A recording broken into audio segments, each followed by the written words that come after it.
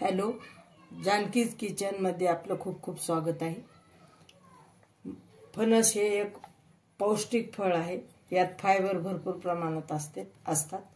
हे पचनास खूप मदत करते, प्रतिकारशक्ती वाढवते आणि रक्तदाब नियंत्रित ठेवते। असं हे फणस औषधी आहे। याच्या 2 शिट्ट्या आपण करून घेतलेल्या आहेत। हे शिजलेलं आहे बघा, छान आपण मऊ शिजवून घेतलेलं आहे। तर आपल्याला ह्याची भाजी करायची आहे। आज फणसाची भाजी वेगळ्या पद्धतीने करायची आहे। आपल्याला हरभऱ्याची डाळ आणि शेंगदाणे भिजवून घेतले आहेत 2-3 तास आपण। आणि आता ही हरभऱ्याची डाळ आणि शेंगदाणे आपल्याला टाकून फणसाची भाजी करायची आहे। त्यासाठी कढई तापायला ठेवलेली आहे, आपण गरम करायला ठेवली, गॅस चालू केलाय आणि त्याच्यामध्ये आपण त्यामध्ये 1 पळी असं तेल घालणार आहोत।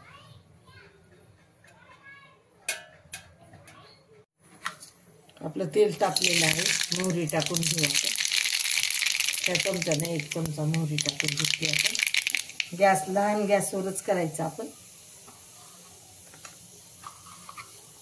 जिरे टाकून घेऊ 1 चमचा। आलं लसूण हिरवी मिरची कोथिंबीर पेस्ट टाकून घेऊ।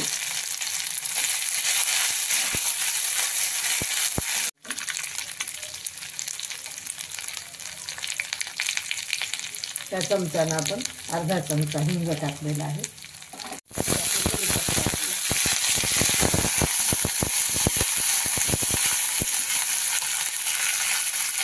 त्यात टाकू कोथिंबीर,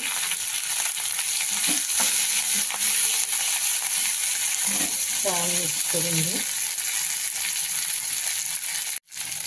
त्यात टाकू आपण हळद, डाळ टाकून घेऊ आपण। डाळ आणि शेंगदाणे थोडे भिजवून घेतलेले आपण ते टाकून घेऊ। 2 शिट्ट्या करून घेतलेले फणस टाकायचं। त्याला छान आपण असं एकसारखं करून घेऊ। आपण कूट घेतलेलं एवढं कूट टाकू। तुम्ही कमी जास्त कूट टाकू शकता। थोडं शेंगदाणा कूट, थोडं आपण हे तिखट, तसं अंदाजास तिखट टाकले आणि त्याला टाकू आपण चवीपुरतं मीठ।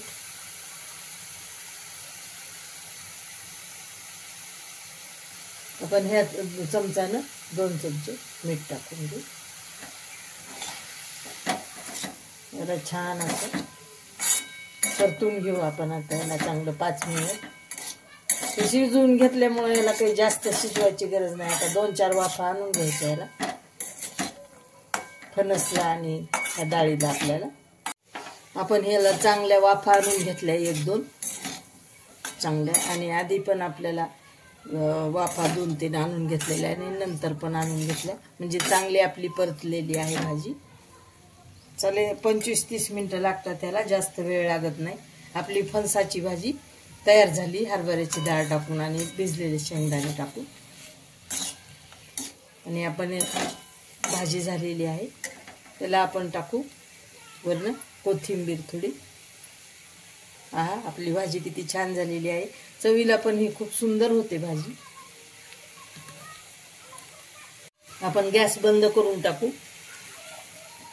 गॅस बंद करून टाकला आणि आपली भाजी झालेली आहे। अशीच फणसाची भाजी तुम्ही नक्की करून पहा। आपण खाली कढई काढून घेऊ आपण। अशीच फणसाची भाजी तुम्ही सुद्धा नक्की करा। खूप पौष्टिक असते आणि याला वेळ पण लागत नाही। फक्त चिरायचं मात्र याचं जास्त मेहनत आहे, कष्ट आहे। मग तुम्ही असं पण करू शकता। ह्या फणसाला फणस आणलं की कुकरमध्ये लावायचं, उकडून घ्यायचं, 4-5 शिट्ट्या करून घ्यायच्या की मग फणस असं थंड झालं की काढायचं, त्याचं सालपट असं आपण काढून घ्यायचं की मग ते सोपं जातं बघा। आणि मधला गर काढून सगळे आपण ते मधल्या आठवड्या वगैरे ते सगळं बी जर निब्बर असेल तर टाकून द्यायचं। कवळा भाजीचा असेल तर टाकायची गरज नाही। आणि मधला जे पावासारखा भाग असतो तो टाकून द्यायचा फक्त, आणि बाकीचं आपण सगळं फणस वरचं सालपट काढून वापरू शकतो। मग ती पद्धत सोपी आहे। तसं तुम्ही फणस उकडून घेऊन करू शकता, पण मी असंच केलेली आहे। ही फार सुंदर होते ही भाजी, चवीला खूप छान लागते. नक्की तुम्ही करून पहा मैत्रिणींनो. आणि प्रेक्षक माझे सबस्क्राईब करा, लाईक करा, शेअर करा, बेल आयकॉनला क्लिक करा आणि माझ्या यूट्यूब चॅनलला तुम्ही नक्की अभिप्राय द्यायला विसरू नका.